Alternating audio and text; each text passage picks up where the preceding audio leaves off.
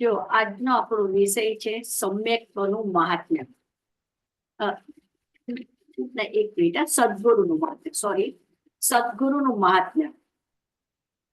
પ્રથમ નમો ગુરુ રાજને જેણે આપ્યું જ્ઞાન, જ્ઞાને વિરને ઓળખ્યા ટળ્યું દે અભિમાન.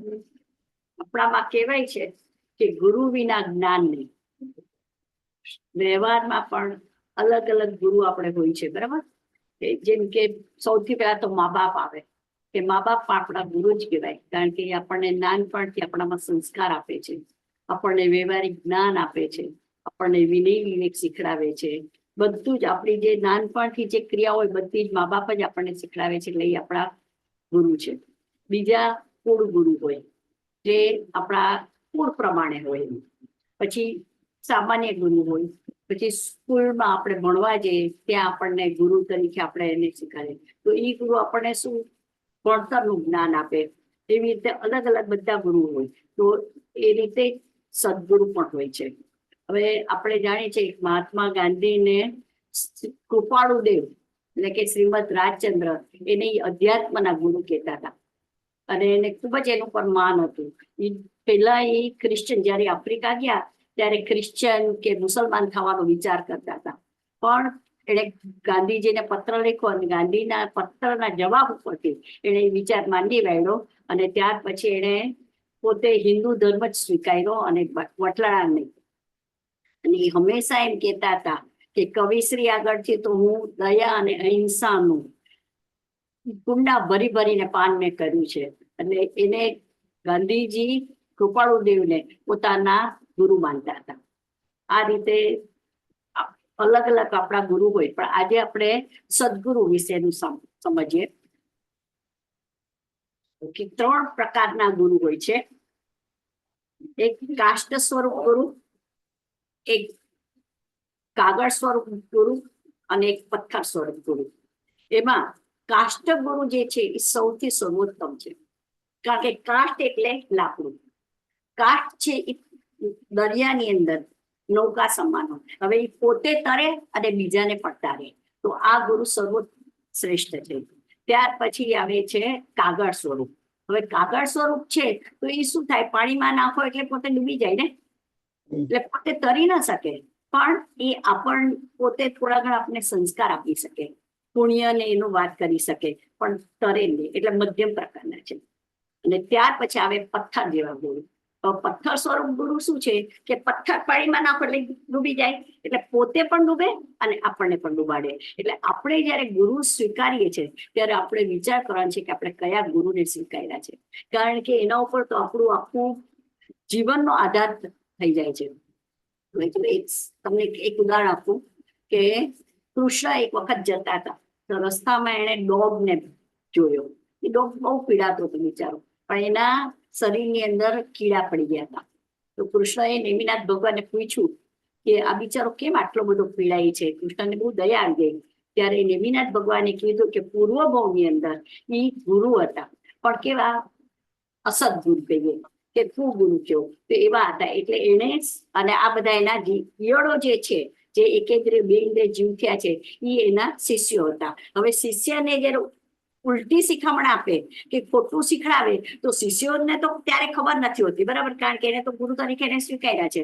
એટલે એ તો જેમ ગુરુ કે છે કરે છે, અને મરીને પછી આવું થાય છે. એટલે એના આ શિષ્યોને ખૂબ ગુસ્સો આવ્યો, એટલે અત્યારે એના શરીરની અંદર વેદના એને આપી અને એને દુઃખી કરે છે.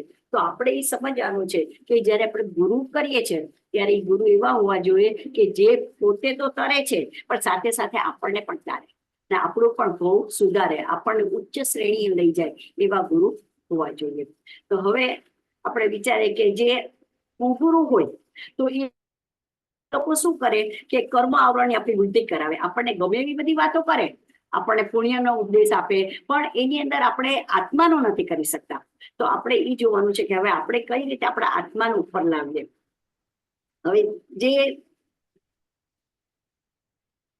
સદગુરુ છે એ તત્વજ્ઞાનના ભેદ આપણને સમજાવે, સ્વ સ્વરૂપ ભેદ બતાવે, લોકાલોકનો વિચાર કરાવે, સંસાર સ્વરૂપ કેવું છે, આ બધું આપણને ઉત્તમ ગુરુ પાસેથી જ મળે. એટલે સર્વશ્રેષ્ઠ ગુરુ જો જગતની અંદર હોય ને તો આ કાષ્ટ સમાન ગુરુ છે. હવે જેમ આપણા કપડા ઉપર મેલ લાગ્યો હોય તો એને ધોવા માટે આપણે સાબુની જરૂર પડે, બરાબર છે. સાબુ લગાડ્યા વગર આપણો કપડાનો મેલ ના જાય. એમ આપણા લાગેલા દોષને ધોવા માટે આપણે સદગુરુ રૂપી સાબુ જોઈએ છે. હવે જો એ સદગુરુ આપણે મળ્યા હોય તો આપણો એ ડાઘા જાય ઇન ધ સેન્સ કે આપણામાં જે દોષો છે આ દોષોને આપણે દૂર કરી શકીએ, આ દોષને અટકાવી શકીએ. નહીં તો પછી શું થાય કે આ દોષ આપણે એમને એમ રહે અને આપણને તો ખબર જ નથી. અને જીવની અંદર બે દોષ છે, સ્વચ્છંદ અને પ્રતિબંધ. અને આ દોષને કારણે એ પોતે મુક્ત થઈ શકતો નથી અને સંસારનું પરિભ્રમણ કર્યા જ કરે છે. સદગુરુ વગર આપણને આગમની વાણી જે છે જે ખૂબ જ રહસ્યમય છે, તો આ વાણી એ આપણને સમજાય નહીં. જ્યારે સદગુરુ સમજાવે ત્યારે ખૂબ સહેલાઈથી સરળતાથી આપણે એને સમજી શકીએ છીએ. આપણા પંચપરમેષ્ઠીમાં પણ આપણને ખબર છે કે 3 ગુરુ આવે છે. કયા કયા ખબર છે? પંચપરમેષ્ઠીમાં જો આપણે નમો રે થાય શાશ્વત મંત્ર છે, તો એની અંદર આપણે બોલીએ છીએ ત્યારે ઉપાધ્યાય. હા, આચાર્ય, બરાબર છે. આચાર્ય, ઉપાધ્યાય અને સાધુ. આચાર્ય જે છે એ કેવા હોય તો જ્ઞાન, દર્શન, ચારિત્ર, તપ, વીર્ય, આવા 5 આચાર્ય નામ હોય. આ આચરણમાં પ્રવર્તમાન હોય અને બીજા બધાને પણ એ આ રીતે શીખડાવે, બીજા જીવોને પણ આચરણમાં પ્રવર્તાવે, એવા આચાર્ય ભગવાન હોય. પછી દ્વાદશાંગના અભ્યાસી અને શ્રુત શબ્દ અર્થ અને રહસ્યથી અન્ય ભવ્ય જીવોને પણ અધ્યયન કરાવનારા હોય. અને એવા ઉપાધ્યાય અને મોક્ષ માર્ગને આત્મજાગૃત પૂર્વક સાધતા એવા સાધુ ભગવાન હોય. તો આપણે એ વિચારવાનું છે કે આ આચાર્ય ભગવાન છે, એના ગુણ કેટલા છે ખ્યાલ છે? 36. પછી ઉપાધ્યાયના 25 અને સાધુના 27 ગુણો છે, બરાબર. તો આ લોકો પોતે ભગવાનની વાણી, જીનેશ્વરની વાણી પોતે જાણતા હોય, કારણ કે દ્વાદશાંગીના અભ્યાસી છે ને. અને આ બધા સમ્યક દ્રષ્ટિ જીવ હોય. આ જે પંચપરમેષ્ઠીમાં આવે છે બધા સમ્યક દ્રષ્ટિ જીવ છે. એટલે દરેકને આત્માનો અનુભવ થયો છે અને આત્માના અનુભવ પછી આપણને સમજાય છે. એટલે જ્યારે આપણે સદગુરુ આપણે સિલેક્ટ કરીએ છીએ તો જેમ આપણે સોનું હોય, સોનાને આપણે તપાવીએ અને ત્યારે એ 100% બને છે ને, એવી રીતે આપણે ગુરુની પણ પરીક્ષા કરવી પડે, એને કસવા પડે. જ્યારે આપણને શ્યોર થાય કે આ ગુરુ બરાબર છે ત્યારે જ આપણે એને સદગુરુ તરીકે સ્થાપિત કરવાની. એટલે ભગવાનની આજ્ઞાને પોતે જાણે, યથાર્થ તથ્ય પાડે અને બીજાને પણ પડાવે. પ્લસ એ લોકો બ્રહ્મચારી હોય, સંયમ પાડતા હોય, એટલે કંચન કામીના સર્વભાવથી ત્યાગ કર્યો હોય. પછી વિશુદ્ધ આહાર જળ લે, આહાર અને જળ બંનેમાં, કારણ કે એ લોકોમાં તો બધું બહુ જ હોય ને. પ્લસ 22 પ્રકારના પરિસહન કરે, કારણ કે તૃષ્ણા, સુધા, ટાળ, તડકો, જેટલા 22 પ્રકાર છે એ બધા જ સહન કરે. 24 પ્રકારના પરિગ્રહ રહિત હોય. પછી 5 એ લોકો 28 મૂળ ગુણ પાડતા હોય. તો એની અંદર કયા કયા આવે? 5 ઇન્દ્રિય, બરાબર. પછી 5 મહાવ્રત પાડે, 5 સમિતિ ખ્યાલ તમને? મહાવ્રત તો ખબર છે ને બધાને? હા, અહિંસા, સત્ય, અચૌર્ય, બ્રહ્મચર્ય અને પરિગ્રહ, બરાબર છે. પછી 3 ગુપ્તિ, મન, વચન, કાયા. પછી 6 સમિતિ પાડતા હોય, 5 સમિતિ હોય અને 6 આવશ્યક હોય. 5 સમિતિમાં ઇરિયા સમિતિ હોય, ભાષા સમિતિ, એશા, આદાન બંડમત નિક્ષેપણા અને પરિઠાવણ્ય. અને આવી રીતે એ લોકો અને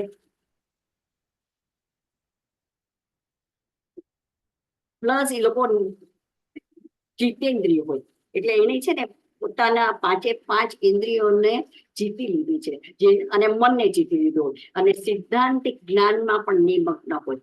ધર્મ માટે થઈને જ શરીર એને જોતું હોય, બાકી શરીરની એને કોઈ જરૂર ન હોય. એમ નથી કે શરીરની સુખ માટે, શરીરની રક્ષા માટે કઈ કરે, એને તો ગમે ત્યારે બસ એક વખત આહાર લઈ લે.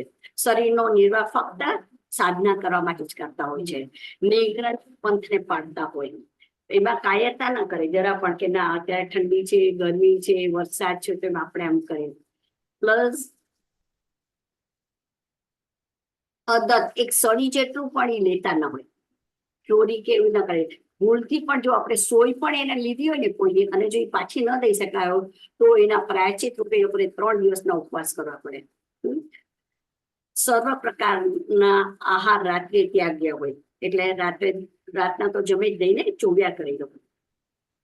સંભાવથી રહે, નિરાંતતાથી, સત્ય ઉપદેશ આપે, 28 મૂળ ગુણનું પાલન કરે. 28 મૂળ ગુણમાં 5 ઇન્દ્રિય ગમન, 5 સમિતિ, 5 મહાવ્રત, 6 આવશ્યક અને 7 વિશેષ હોય.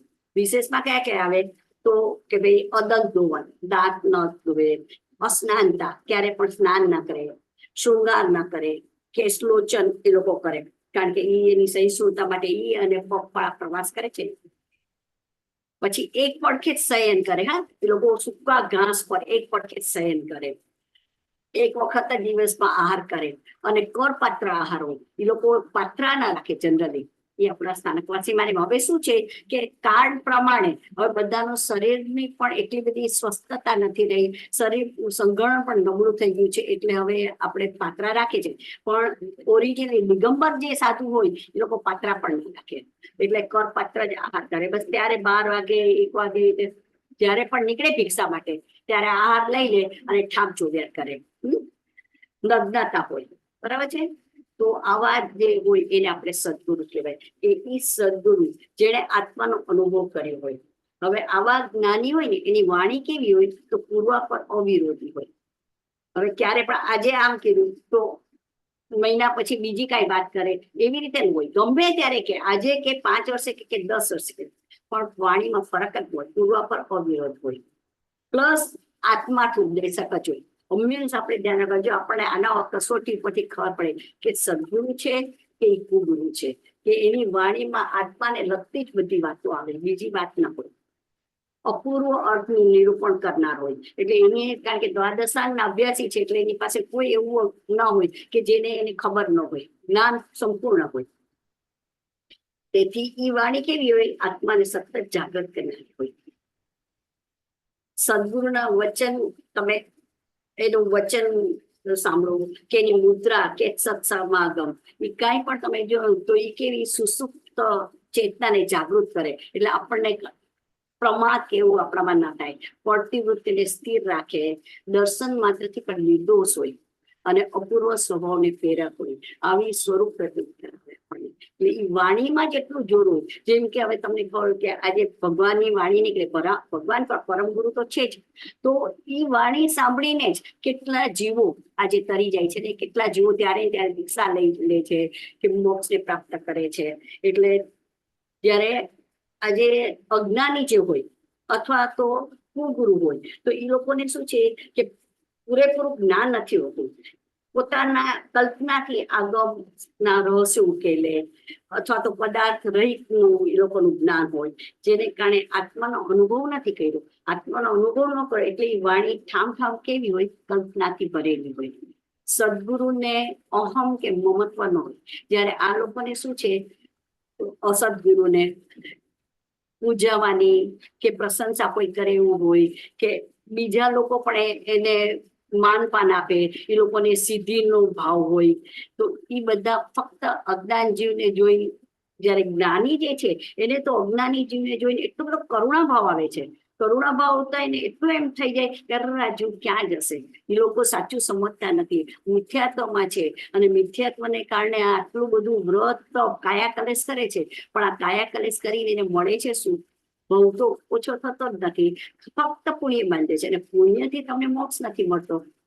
પુણ્યથી ગતિ સારી મળી જાય પણ મોક્ષ તો ના જ મળે. એટલે એવું જોઈ અને જે જ્ઞાની આવા જે સદગુરુ હોય ને એને એટલી બધી કરુણા આવી જાય અને કરુણામાં આપણને આવી રીતે સમજાવે. આપણને ખબર તો અયવંતા મુનિ થઈ ગયા, મુગા પુત્ર, તો આ બધા કેવું કે સત્પુરુષની વાણી સાંભળી અને તરત જ પોતે આજે દીક્ષા લઈ લીધી, મુનિ દશા ધારણ કરી અને મોક્ષે ગયા. એવી રીતે ચક્રવર્તીઓ છે. ચક્રવર્તી પણ કાચી સેકન્ડમાં 6 ખંડનું રાજ્ય છોડી અને વાણી સાંભળીને તરત જ મુનિ દશા ધારણ કરે છે. ચક્રવર્તીનો તો વૈભવ કેટલો હોય, ખંડના ધણી છે. આજે એને 96,000 તો એને રાણીઓ છે. આજે એટલું બધું 14 તો નિધાન છે એની પાસે, 16,000 દેવો એની સેવા કરે છે. આટલો બધો વૈભવ હોવા છતાં પણ જ્યારે સદગુરુની વાણી આવી સાંભળે છે તો તરત જ એ બધું છોડી અને તરત જ નીકળી પડે છે અને મુનિ દશા ધારણ કરી લે છે. તો આવું આ વાણીનો પ્રભાવ છે. હવે સદગુરુના નિમિત્ત વગર તો કોઈ પણ મોક્ષે ના થઈ શકે. ગમે તેવો જીવ હોય, જો એને મોક્ષે જવું તો એને નિમિત્ત તરીકે સદગુરુ જોઈએ જોઈએ ને જોઈએ. કદાચ એવું પણ બને કે આ ભાવમાં એને ના હોય ગુરુ, તો પૂર્વ ભાવમાં એને ક્યારેક ગુરુ કર્યા હોય. જેમ કે શ્રીમદ રાજચંદ્ર, તમને બધાને શ્રીમદ રાજચંદ્ર નો ખ્યાલ છે, કારણ કે અત્યારે બે બોલ્યા ને આત્મસિદ્ધનું, એટલે તો એ શ્રીમદ રાજચંદ્ર ને આ ભાવમાં ગુરુ નહોતા, બરાબર છે, પણ પૂર્વ ભાવમાં મહાવીર સ્વામી એના ગુરુ હતા અને એના છેલ્લા શિષ્ય હતા. તો એની આગળથી સાક્ષાત વાણી સાંભળીને આવ્યા અને એ વાણી સાંભળી અને પછી એને આપણને પણ ઉપદેશ આપ્યો. હવે આત્મસિદ્ધિ તમને ખબર હોય તો એ આત્મસિદ્ધિ વાત કરતા હતા ને ત્યારે, તો આત્મસિદ્ધિ એ દ્રષ્ટિવાદ નામનો આપણું આગમ છે, જે ખૂબ અઘરું છે. બધા અત્યારે તો વિચ્છેદ ગયું છે, પણ એના 26 કરોડ શ્લોક છે. તો એ 26 કરોડ શ્લોકનું એને 142 ગાથાની અંદર એને સંગ્રહ કર્યું. એટલે એટલું સૂક્ષ્મ સંક્ષેપની અંદર પણ બધા જ એની અંદર સૂક્ષ્મતા અને બધા જ આગમના ભાવ જેટલા છે, 14 પૂર્વનું જ્ઞાન એમાં આવી જાય છે. એવી આત્મસિદ્ધિ છે. અને એને 1.5 કલાકની અંદર વગર છેકા છેકીએ એમને મેળે લખી કાઢી. વિચાર કરો કે આજે એનું જ્ઞાન કેટલું, આજે કઈ રીતે એને લખી કે તમે વાંચશો તમને ખ્યાલ આવશે કે આત્મસિદ્ધિની અંદર 6 પદ ગઈ વખતે જે મેં તમને સમજાવ્યા હતા ને, આત્મા છે આત્મા, તો એ 6 પદ આત્મસિદ્ધિમાં આવી ગઈ છે. અને એ એને આખું સમજાવે. એટલે ટોટલ એને આપણને જૈન દર્શન શું છે એને એક પણ નો એવું નથી કે કોઈનું ખંડન મંડન કર્યું કે કોઈ દર્શનની વિરુદ્ધમાં વાત કરી કે કોઈ દર્શન માટે લખ્યું હોય. એને કોમન જ આજે આત્મસિદ્ધિ જેવું શાસ્ત્ર જે દુનિયાની અંદર પ્રખ્યાત છે, તો એમાં એને પોતાનું નામ નથી લખ્યું કે આજે તમે કીધું કે આત્મસિદ્ધિમાં કેટલા ઈ આગમ છે ને એમાં કેટલા શ્લોક છે? ઈ ફરી 142 145 ગાથા છે 42 ગાથા છે અને 26 લાખ શ્લોક 26 લાખ 26 કરોડ શ્લોક છે. ઓકે. અને એનું એને 142 ગાથામાં આપણે સંક્ષેપમાં આખું કહી દીધું. અર્પણ કર્યું છે. હા, જે લોકોને ઇન્ટરેસ્ટ હશે ને તો હું તમને આત્મસિદ્ધિ સમજાવીશ. બહુ જ સરસ છે. હા. 14 પૂર્વનું જ્ઞાન એમાં આવી જાય છે. તો એને આ આત્મસિદ્ધિ લે. તો એમના ગુરુ મહાવીર ભગવાન હતા. એટલે જે એ વાત કરે છે એ સાક્ષાત આજ ભગવાન આગળ સાંભળી આવ્યા છે. અને એને તો 7મા વર્ષે જાતિસ્મરણ જ્ઞાન થઈ ગયું હતું. એટલે એના જ્ઞાનમાં બધું જ છે. જાતિસ્મરણ જ્ઞાન એટલે પૂર્વ ભાવ તમને ખબર પડે. તો મહાવીર ભગવાન કેવા હતા, કેવી રીતે વાત કરતા હતા, શું કહેતા, બધું જ એના જ્ઞાનમાં હતું. એટલે એને એ ઉપરથી આપણને કીધું. એટલે આપણે જો જયારે આપણા સદગુરુ મળે ને તો આપણો પણ ભાવ એકદમ સુધરી જાય છે. એ એના છેલ્લા શિષ્ય હતા. એટલે આ રીતે કોઈને પણ પૂર્વ ભાવમાં તો ગુરુ હોય જ. હવે સદગુરુ અને કુગુરુ બહારથી તો આપણે બે સરખા જ દેખાય, ફરક ના લાગે કઈ પણ વાણીમાં ફરક પડી જાય. જો મિથ્યાત્વી જે હોય એઓને પૂજાવાની, વખાણ કરવાની બધી ઈચ્છા હોય, સંસારિક વસ્તુમાં રસ લે. હવે આપણે જઈએ તો આપણને માનપાન આપે, આપણને જે ગમે છે એવી રીતે બધી વાતોચીતો કરે, બરાબર છે. જ્યારે સદગુરુ જે હોય ને એ લોકો એ બધું કાંઈ ના હોય. એને તો તમે સાંભળો તો ઠીક છે, ન સાંભળો તો કાંઈ નહીં. એને જો તમને કાંઈ કેવું હોય તો એ કહી દે. ઇવન એ લોકો તમને બ્લેસિંગ પણ ના આપે. જો આ એક ખાસ ધ્યાન રાખજો, સદગુરુ જે હશે ને એ બ્લેસિંગ ન આપે, શુકરવાર ન આપે. કારણ કે ભગવાને તો એના જ્ઞાનમાં બધું જોયું છે. તીર્થંકર સર્વજ્ઞ છે. એને એના જ્ઞાનમાં જોયેલું છે કે આપણું ભવિષ્ય શું છે. હવે એ બ્લેસિંગ આપે તો જે રીતે ભગવાને જોયું છે એમ જો ન હોય તો એની વિરાધના થઈ જાય ને. એટલે સદગુરુ કોઈ દિવસ તમને બ્લેસિંગ નહીં, એ તમને ખાલી કહી દે તમે આ કરો, બરાબર. પણ એ આપણને ગમે એવું કે આજે કોઈ એમ કે આ મંત્ર આપ્યો કે કોઈ પણ માળા આપી, એવું બધું સદગુરુ જનરલી નહીં કરે. બીજા બધા ગુરુ અને કદાચ કરે ને તો એની લબ્ધિ પણ વહી જાય.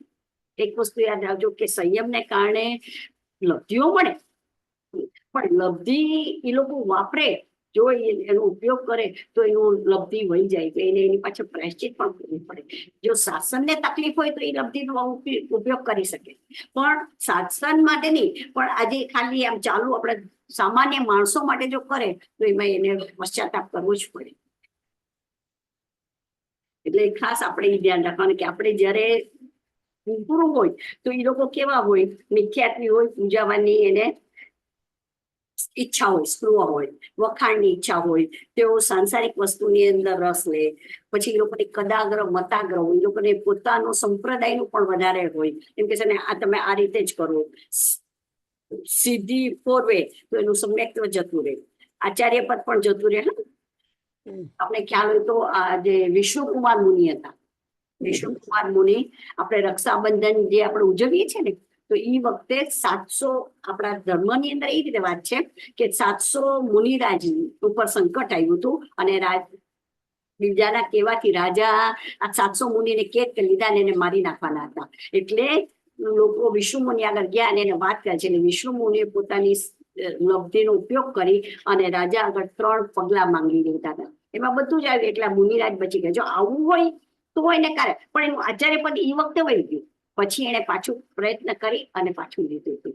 એટલે આવું કંઈક હોય તો એ લોકો પોતાની લબ્ધિનો ઉપયોગ કરે, પણ જનરલી લબ્ધિ હોવા છતાં ગૌતમ સ્વામીની પાસે અનંત લબ્ધિઓ હતી, પણ ક્યારે પણ એનો ઉપયોગ નહોતો કર્યો. આજે આનંદ શ્રાવકે કીધું કે મને અવધિ જ્ઞાન થયું છે, તો એ ધારત તો ત્યારે એના લબ્ધિનો ઉપયોગ કરીને એ સમજી જાત, પણ એમણે પોતાની લબ્ધિ ન વાપરી. મહાવીર સ્વામી આગળ ગયા, મહાવીર સ્વામીને પૂછ્યું ત્યારે મહાવીર સ્વામી કહે છે કે ના એને છે અવધિ જ્ઞાન, તો તમે ત્યાં જઈને એને મિચ્છામી દુક્કડમ કર્યો. તો આટલા મોટા પેલા ગણધર હોવા છતાં એ આનંદ શ્રાવક આગળ જાય છે અને એની મિચ્છામી દુક્કડમ કરે છે. એટલે પોતાની લબ્ધિ જો આ રીતે કોઈ વાપરે નહીં. ત્યાર પછી આપણે જો સદગુરુ હોય તો એ સદગુરુની કસોટી કરીને એને સ્વીકારવા, પછી એનું આજ્ઞાનો આપણે ધાકડે માન્ય કરવાની. જે એને કીધું, જે આપણા દોષ બતાવે, કારણ કે સદગુરુ હોય એ જ આપણા દોષ બતાવી શકે. આપણને આપણા દોષ ક્યાં દેખાય છે? આજે તમને કહીશ કે તમારા દોષ કાઢો તો આપણે 2, 4, 6, 8 કાઢી શકશું, બરાબર, પણ આપણને વધારે દોષ ન દેખાતા હોય, કારણ કે એ સદગુરુના જ્ઞાનમાં આવે. એટલે એ આપણને કે અનંત દોષથી આપણે તો ભરેલા છે, તો એનું આપણે કયું માની આપણા દોષનું આપણે નિરીક્ષણ કરવાનું અને બને એટલું એને કાઢવા માટે પ્રયત્ન કરવાનો. તેથી એના આશ્રયે અનેક પ્રકારના મિથ્યા આગ્રહ આપણા તૂટી જાય, પ્લસ આપણે મિથ્યા આગ્રહની મનતા પણ થાય, સ્થિરતા એમાં આવે, જન્મ મરણ આદિ નાશ થઈ શકે આપણો. અને આત્મજ્ઞાન જેની વિશે વર્તે છે એવા સદગુરુનો આશ્રય જ જીવને જન્મ મરણ આદિનો નાશ કરાવે છે. અને આ દેહનો વિયોગ તો નિશ્ચિત છે ને છે જ. આપણે એમ ન માની લઈએ કે આપણો ક્યારે પણ નાશ ન થાય. જેનો સંયોગ હોય એનો વિયોગ તો થાય જ, પણ આશ્રયપૂર્વક દેહ છૂટે ને એ જન્મ સાર્થક છે. તો સદગુરુના આશ્રય આ આપણે આપણો આશ્રય એનો લઈ અને પછી આપણે આપણો જીવ છોડીએ તો વધારે સારું. અને એના માટે થઈ ને આપણે સદગુરુના આશ્રયને પામીને આપણે થોડા કાળે પણ સ્વરૂપ સ્થિતિને પ્રાપ્ત કરવાની. અને આપણે એ ધ્યાન રાખવાનું કે હું દેહ નથી, દેહ સ્ત્રી પુત્ર કોઈ મારા નથી, હું તો શુદ્ધ ચૈતન્ય અવિનાશી એવું આત્મા છું. એમ આત્મભાવના કરતા કરતા જો ભાવનાને ફળે જ છૂટકો છે. તમે જેવી ભાવના ભાવશો ને એવું. હવે તમને કઈ કોઈ પણ નેચરલ વસ્તુનો બહુ શોખ હોય કે આજે તમને કોઈ નેચરલ વસ્તુ ગમી, તો હંમેશા ધ્યાન રાખવાનું કે જ્યાં આપણને બહુ લગાવ હોય ને ત્યાં આપણો જન્મ થાય, આપણો પછીનો જન્મ એવી રીતે થાય. એટલે આપણે જયારે એવી ભાવના ભાવીએ કે ના ગમે તેમ થાય, હવે મારે તો સમ્યક્ત પ્રાપ્ત કરવું છે, મારે સમ્યક્ત પ્રાપ્ત કરી અને મારે મોક્ષે જવું છે, એ કન્ટિન્યુઅસ ભાવના ભાઈવા જ કરે. તો એ જેમ ભાવના ભાવતા ભાવતા એ ભાવના બની જાય અને એ ભાવનાને ફળે છૂટતું તો આપણને વસ્તુ પ્રાપ્ત થાય. તો આપણે હંમેશા વિચાર કરવાનું, કારણ કે અંતે જો ગમે એટલું કરશો પણ આપણે દેહ અને આત્મા તો જુદા છે જ. અનંત કાળથી આપણો જીવ આવી રીતે ફેરા કરે છે. શું કરવાને?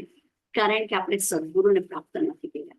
આજ સુધી આપણે સદગુરુ કદાચ મળ્યા હશે તો એને ઓળખ્યા નથી. હવે સદગુરુ એ જ કે જે આપણને આપણા દેહને અને આત્માને જુદો બતાવે એ આપણા સદગુરુ કહેવાય. કારણ કે દેહનો સ્વભાવ શું છે?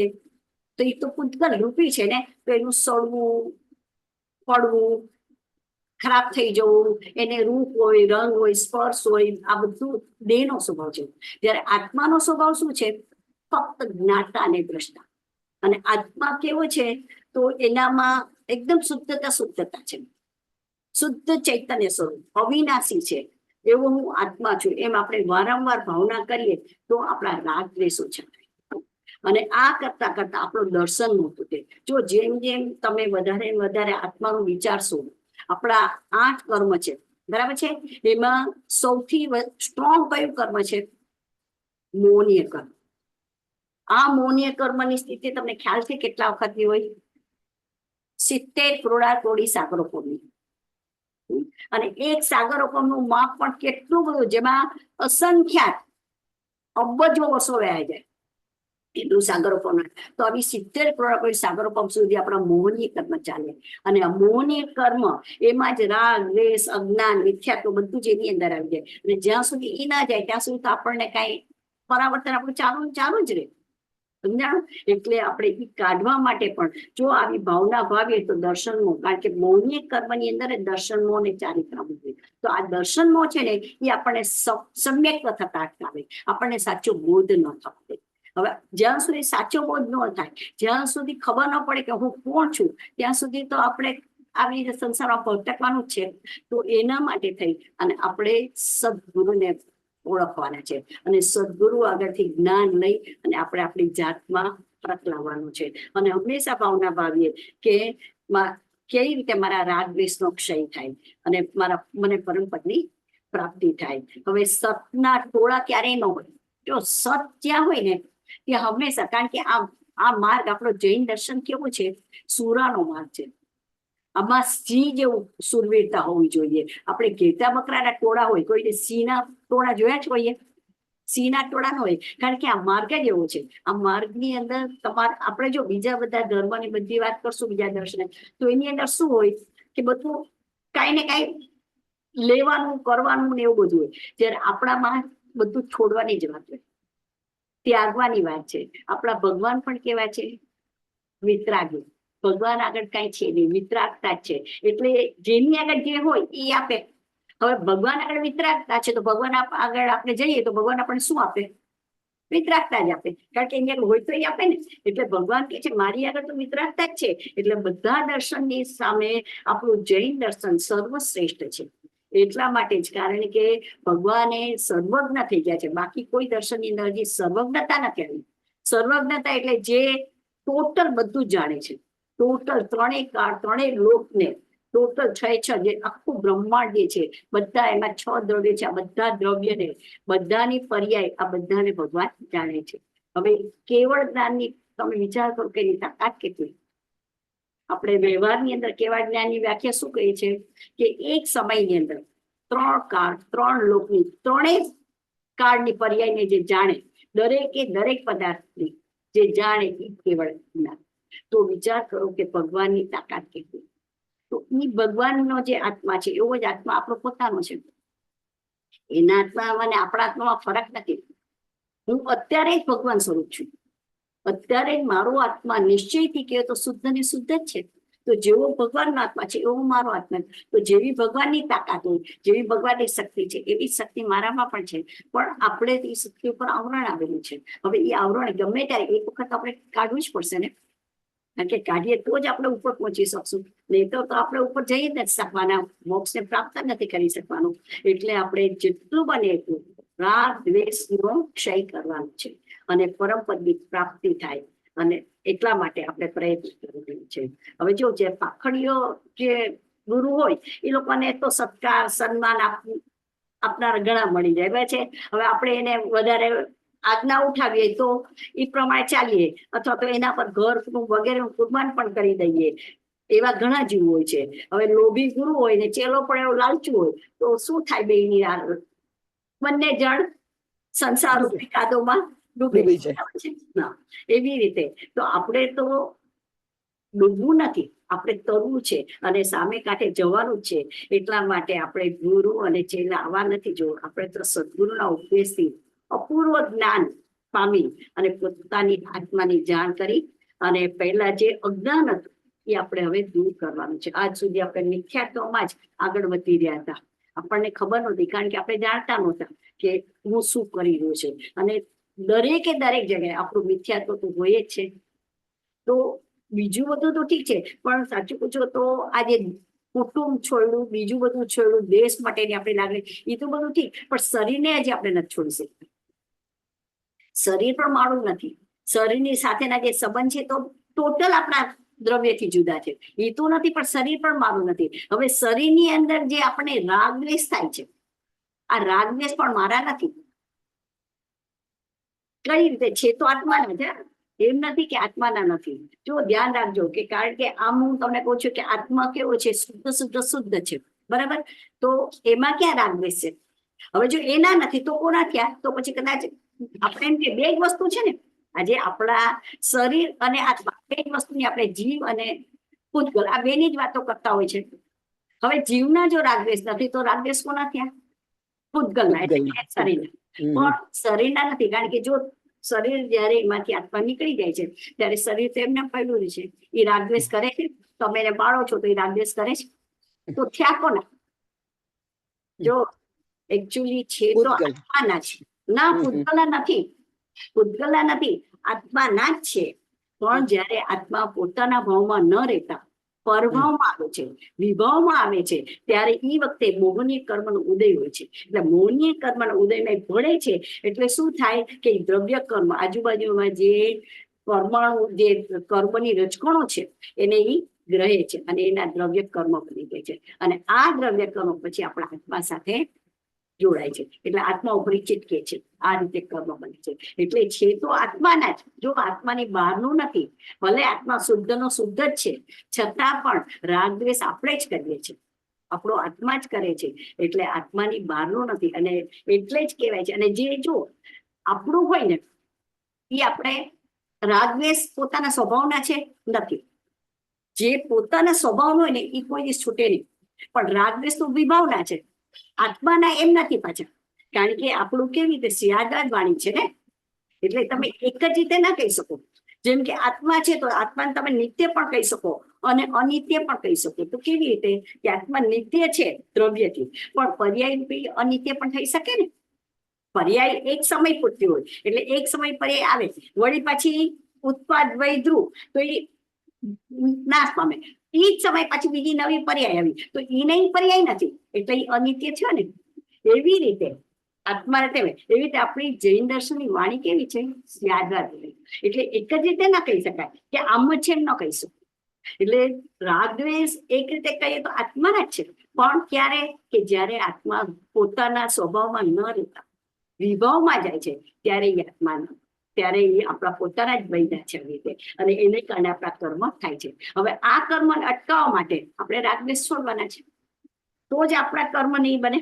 નવા કર્મ તો જ નથી બનવાના. તો એના માટે થઈ અને આપણે આપણો અનંતકાળનો જે આ મોહ છે એને છોડવાનો છે. આપણી જે બાહ્યમાં વૃત્તિ જાય છે, આ વૃત્તિને આપણે અંદર સંકોચવાની છે. આપણે જો 5 ઇન્દ્રિયના વિષયમાં આપણે કેટલા બધા મસ્ત છે.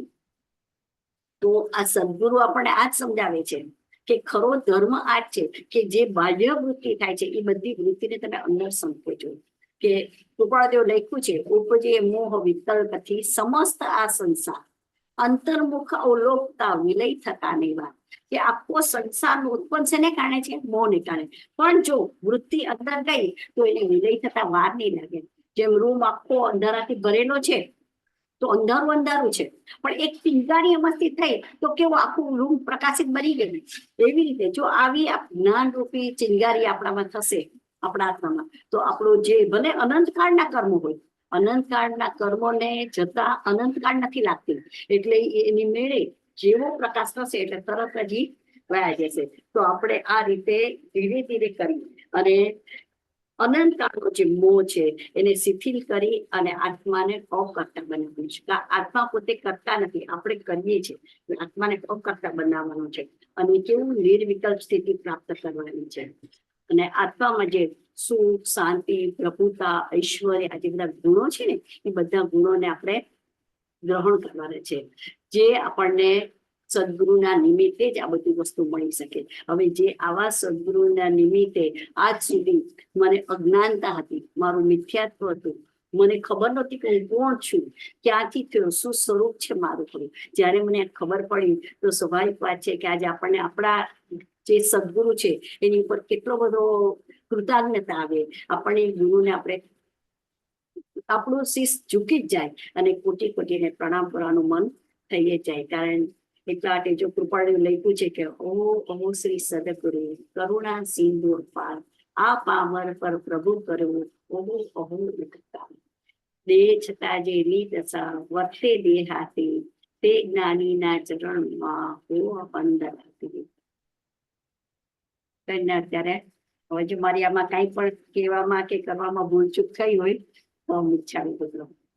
કઈ પ્રશ્ન હોય તો કોઈને કઈ ક્વેશ્ચન્સ છે તો તમે unmute કરજો.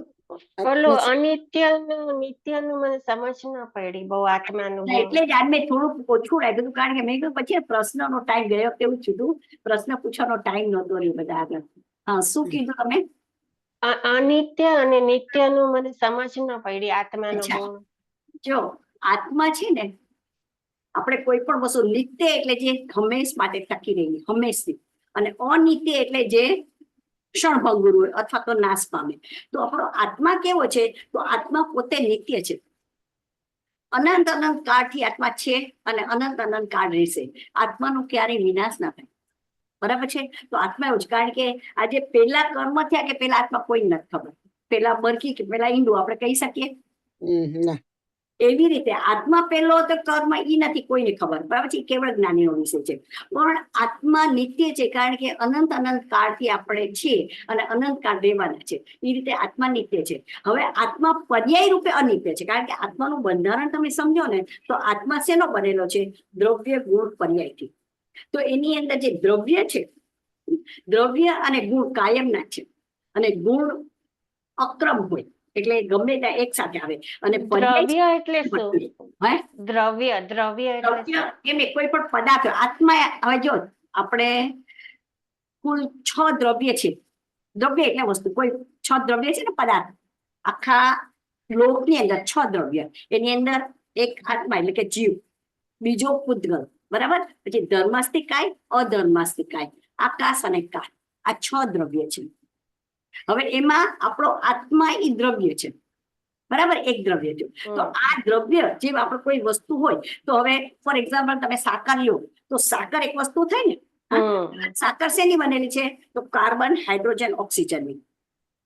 બરાબર છે? આ એનું બંધારણ થયું. એની અંદર C6H12O6 હોય તો જ સાકર બની શકે, નહીતર ના થાય. એવી રીતે આપણો આત્મા એનું આ બંધારણ છે, કોન્સ્ટિટ્યુશન કહીએ ને એ. એટલે એ તો ચેન્જ ન થાય ને એમને. હવે એની અંદર ગુણો છે, એ ગુણો પણ અનંતા છે ને કાયમ માટે એવા ને એવા જ રહે. ગુણોમાં પણ ફરક ન થાય. તો બદલાય છે કોણ? તો પર્યાય. જો પર્યાયથી ન બદલાતો હોય તો આત્મા જળ થઈ જાય. તમને અત્યારે તમે જે ભાવ કરો છો, આજ તમને હું આ પ્રશ્ન પૂછું, બરાબર, તમને ન સમજાણું, એ કોણે જાણ્યું? આત્માએ. આત્માની અંદર જ્ઞાન નામનો ગુણ છે. અચ્છા. આ ગુણે જાણ્યું આ, બરાબર. આત્માની અંદર અનંતા ગુણ છે, એમાંનો વિશેષ ગુણ એક જ્ઞાન. બાકી કોઈ પણ 6 દ્રવ્ય છે એમાંથી 5 દ્રવ્યમાં આ ગુણ નથી. એટલે એ બધાથી આ આત્મા એટલે જુદો પડ્યો, ચેતનવંત છે, એનામાં જ્ઞાન નામનો ગુણ છે. તો બધા ગુણો જેમ કે શાંતિ છે, સુખ છે, વીર્ય, પ્રભુતા, ઐશ્વર્ય, આ બધા એના ગુણો છે. અગુરુ, લઘુ, એવી રીતે જ્ઞાન ગુણ છે. તો આ જ્ઞાન ગુણે જાણ્યું ને કે આ તમને ન સમજાવ. હવે એવી રીતે પર્યાય પણ એની અંદર છે. હવે આ પર્યાય શું થાય? એક સમયે જેમ દરિયો છે, દરિયાની અંદર મોજા આવે તો એ કેવી રીતે આમ આવે, પાછા વિસ્મે, વળી પાછો ઉત્પન્ન થાય, પાછા નાશ પામે, બરાબર. એવી રીતે આપણો આત્મા છે ને આવી રીતે દ્રવ્ય છે, એનો એ સામાન્ય ગુણ છે. દરેક દ્રવ્યનો 6 સામાન્ય ગુણ, એમાં દ્રવ્યતાનો ગુણ છે. એટલે એ દ્રવતો હોય આવી રીતે. હવે આ આત્માની અંદર પર્યાય એની મેળે ઉત્પન્ન થાય. તમે જેવા ભાવ કરો ને એટલે પર્યાય ઉત્પન્ન થાય. હવે આ પર્યાય એક સમય પૂરતી જોઈ, પછી પાછી ઈ નાશ થાય, પછી બીજે પર્યાય થાય, પછી પાછી નાશ થાય, પાછી નવી થાય. એટલે કન્ટિન્યુઅસ આ રીતે ક્રિયાશીલ છે આત્મા. હવે જયારે થઈ અને પછી નાશ પામી એટલે શું થઈ ગઈ? અનિત્ય થઈ. હવે તમે જો કન્ટિન્યુઅસ તમને રાગ દ્વેષ છે નથી, હા ક્યારેક તમને રાગ થયો, ક્યારેક તમને દ્વેષ થયો, અત્યારે તમે શાંત છો, તમને એકદમ કોઈ કે કઈ કર્યું, અપમાન કર્યું, તમને ગુસ્સો આવી ગયો, તો તમારી પર્યાય બદલાઈ ગઈ ને. સમજ્યા? પર્યાય એટલે ભાવ એક જાતનો. અચ્છા આત્મા આ ભાવ કરે છે. આ ભાવને કારણે આપણને ખ્યાલ આવે છે ને કે તમારામાં ચેતનતા છે. નહીં તો તમે જો એકેન્દ્રિય છે, નિબોધના જીવ છે ને, એનામાં તો જ્ઞાન એક ખાલી નામ માત્રનું છે, એટલું બધું અવરાઈ ગયું છે. કારણ કે એના મિથ્યાત્વ એટલું બધું છે કે એનું જ્ઞાન ટોટલ અવરાઈ ગયું, તો એને આટલી બધી બુદ્ધિ નથી. જ્યારે આપણું જ્ઞાન જો આટલું બધું ખુલેલું છે, આપણે પંચેન્દ્રિય છે અને આપણું જ્ઞાન કેટલું કરે તો આપણે આ વસ્તુ સમજી શકીએ છીએ.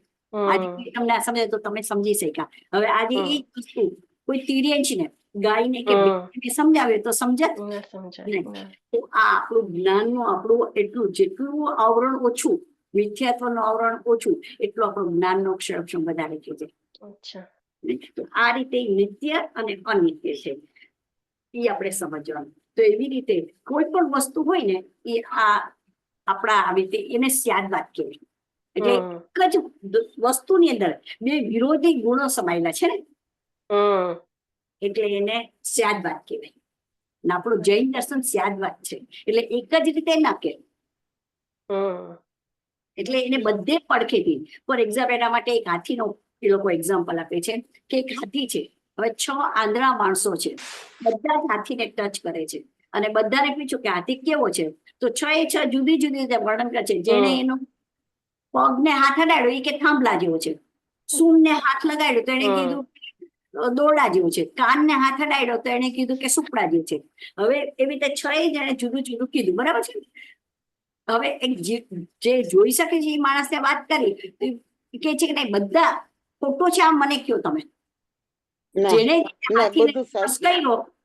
એને જે કીધું એ તો સાચું જ છે, પણ સર્વાંગે સાચું નથી. સર્વાંગે નથી. તો એવી રીતે આપણો જૈન દર્શન શું છે, જેને આપણે જૈન દર્શન ની અંદર નહીં કહેવાય, નહીં વાત.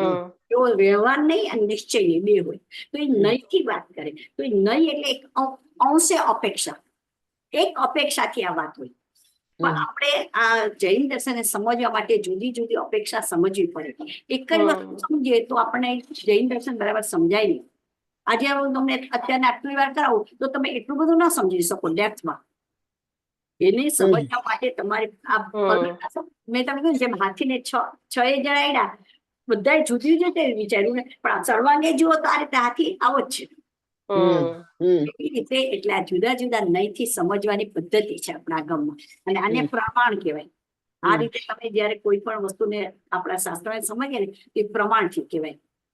આગમને સમજવા માટે પ્રમાણ હોય એવી રીતે. તો એના ઉપરથી આપણે કહીએ કે ના આત્મા આવો જ છે. આ બધા પ્રમાણો પરથી આપણે કહી શકીએ છીએ કે આત્મા આવો છે. કારણ કે આપણે ક્યાં અનુભવ કર્યો છે, પણ જેને અનુભવ કર્યો છે એ જ્ઞાની ને. એટલે મેં આજે મેં આ ટોપિક એટલે લીધો કે સદગુરુનું મહાત્મ્ય શું છે, કે જયારે તમે આ સમજો ત્યારે તમને ખબર પડે કે સદગુરુ હોય તો આ સાચી વસ્તુ આપણે સમજી શકીએ. આપણે તો આપણી રીતે જો અત્યાર સુધી આપણે બધો ધર્મ તો કરતા જ આવ્યા છે, અને ધર્મ કરવો છે એટલે તો આજ બધા બેસીએ છીએ આપણે આ ટાઈમે બેસીએ. આપણે બધાને અંદરથી ઈચ્છા છે, પણ જો સત વસ્તુ સમજો તો સતને કારણે તમને માર્ગ સાચો મળે. અને સાચો માર્ગ એટલે આટલી મહેનત કરવા છતાં પણ જો માર્ગ ખોટો હોય તો પછી આપણે મિથ્યાત્વને કારણે સંસાર પરિભ્રમણ જ ચાલે આપણું. પણ આપણે તમારી છૂટવું છે અને મારે વસ્તુ સમજવી છે, સાચું શું છે, સાચો ધર્મ શું છે એ સમજવા માટે આજે આપણે બેઠા છીએ. તો એના માટે થઈને આપણે આ ધીરે ધીરે એક એક ટોપિક થી આવી રીતે થોડુંક સમજીએ તો આપણને ખ્યાલ આવશે કે ના સત્ય વસ્તુ શું છે, આપણો ધર્મ સાચો શું છે. આપણો ધર્મ એકચ્યુઅલી ધર્મની શરૂઆત તમને ખબર સમ્યક્ત્વથી, ત્યાં સુધી આ ધર્મ ના કહેવાય. આપણે કરીએ છીએ ને એ બધો ધર્મ ના કહેવાય, પુણ્ય કરીએ છીએ. પણ અત્યારે આપણી એટલી પાત્રતા નથી, એટલે આપણે તો પુણ્યને કરવાના છે. પણ જયારે તમે જ્ઞાની થઈ જાઓ ત્યારે જ્ઞાની માટે તો પાપ અને પુણ્ય બંને સરખા છે, ધ્યેય છે. લોકો પુણ્યને પણ નથી, પુણ્ય થાય પણ એમ અંદરથી શું ઈચ્છે કે આ ધર્મ નથી થયું. કારણ કે સમ્યક્ત્વ થાય એટલે બે જ્ઞાન ધારા શરૂ થઈ જાય. પેલા હું આજે સમ્યક્ત્વનો વિષય લેવાની હતી, પણ મને એમ થયું જરાક ટોપિક કદાચ ટોપ પડી જશે ને એટલે પછી મેં આ સહેલો લીધો. પણ સમ્યક્ત્વ એકવાર થાય ને તમારી જ્ઞાન ધારા અને કર્મ ધારા બે ધારા જુદી થઈ જાય. તમારી વિચારસરણી આખી જુદી થઈ જાય, પછી તમે એ રીતે વિચારી શકો. અને જે પછી તમે કર્મ આ પુણ્ય કરશો કે જે પણ તમે કરશો ને, તો એમાં જે કર્મની નિર્જરા થાય ને એ લાખોની સંખ્યામાં થાય. ત્યારે આપણે અત્યારે મિથ્યાત્વને કારણે આપણા કર્મ આપણે અત્યારે અહીંયા સુધી કેમ પહોંચ્યા છે? અકામ નિર્જરાથી. અકામ નિર્જરા એટલે નિર્જરા થાય, પણ કેવી રીતે? જે પર્યાય લાઈનસર આવતી જાય છે, કર્મો લાઈનસર આવે અને ઉદય પોતે ફળ દઈ અને નીકળી જાય, એટલે અકામ નિર્જરા કહેવાય. પણ સકામ નિર્જરા કોને કહેવાય? કે જે સમ્યક્ત થાય ને પછી થાય. એ લાખોની સંખ્યામાં કર્મ કરે, અને કર્મ એક જગ્યાએથી આખા શરીરમાંથી કરે. સકામ નિર્જરા કહેવાય. એટલે અત્યારે આપણા માટે તો એ વસ્તુ હજી નથી, કારણ કે જ્યારે આપણે થોડાક આગળ સ્ટેજ પર જશું ત્યારે આપણે એ વસ્તુ સમજ. પણ એટલું તો સમજવાનું છે કે ગમે તે થાય, મારે સમ્યક્ત તો પ્રાપ્ત કરીને જ જવું છે. કારણ કે સમ્યક્તના બીજ આ મનુષ્ય પર્યાય સિવાય ક્યારેય નાખી શકે. અને ખબર છે, ભલે દેવ થઈએ આપણે, પણ દેવની અંદર પણ સંયમ નથી. એટલે દેવ પણ દુઃખી છે, આપણાથી પણ દુઃખી. તો આપણને લેવાનું પ્રિય કે છે, દેવ આપણાથી પણ દુઃખી છે. એટલે આપણે તો દેવ કે થવાની ઈચ્છા નહીં રાખે. આપણે તો એ જ ઈચ્છા રાખીએ કે ગમે તેમ થાય, બસ મને મનુષ્ય પર્યાય મળે અને હું એમાંથી ધીરે ધીરે મારા આત્માનું કલ્યાણ કરું અને મને સમ્યક રહે. ગમે તે એક એના બીજ રોપાઈ જશે ને, તો એ ગમે ત્યારે વટવૃક્ષ બનશે. પણ સમ્યકત્વ તો મેળવવા માટે શું કરવું જોઈએ? અને એ ઘણી વખત તો બધા કહે કે સમ્યકત્વ આવે ને વયું પણ જાય, તો એ કેવી રીતે બને? એવું બને એમ થાય. પણ સમ્યક તો મેળવવા માટે જો સૌથી પહેલું તો તમારું મિથ્યાત્વ જોવું જોઈએ.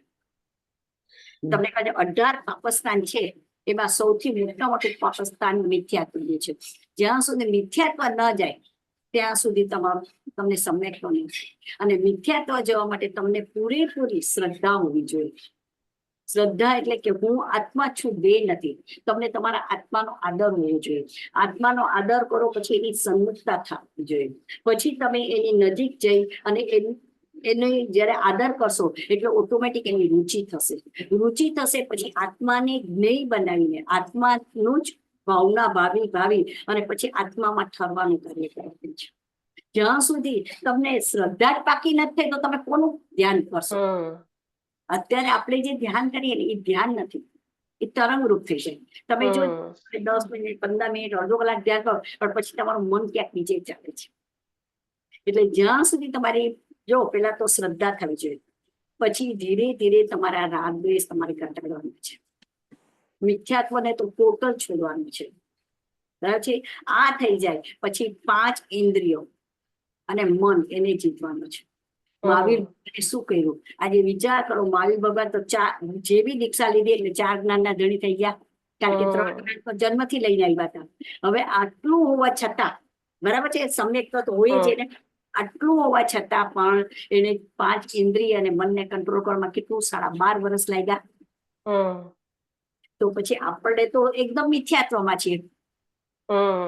એટલે એટલી ઉતાવળ નહીં કરવાની, પણ ધીરે ધીરે પેલા તો સત વસ્તુ સમજો કે સત્ય શું છે, કોણ છે, તો આપણે બરાબર શ્રદ્ધા થઈ જવી જોઈએ ને. જ્યાં સુધી શ્રદ્ધા, અત્યારે આપણે કહીએ છીએ કે ચલો તમે આ સાંભળ્યું, બીજે વાંચ્યું, બીજા કરતી સાંભળ્યું, એટલે તમને ખબર પડી કે હું આત્મા છું. પણ તમને આત્મા પર પૂરી શ્રદ્ધા આવી છે? દેહમાં કાંઈક થાય તો કેટલા આપણે ઉપર નીચે થઈ જાય છે. જરા કંઈક તાવ આવ્યો તો તરત આપણે દોડાદોડી કરવા માંડીએ છીએ, આગળ દોડીએ છીએ, આ દવા લઈએ, તે દવા લઈએ, કેટલું બધું કરીએ છીએ.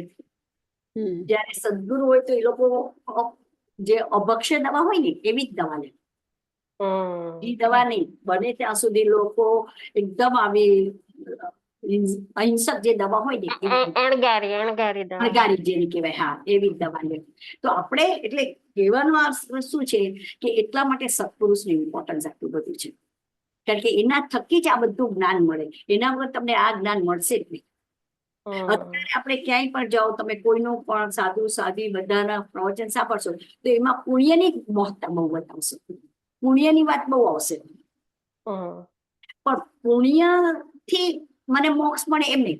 પુણ્ય આપણને સારા સંયોગ લાવી દે, ગતિ તમને સારી મળે પુણ્યથી, અને સંયોગ સારા મળે. પણ એની અંદર પણ તમે કેવું પુણ્ય કરો? હવે પાપાનું બંધી પુણ્ય છે કે પુણ્યનું બંધી પુણ્ય છે?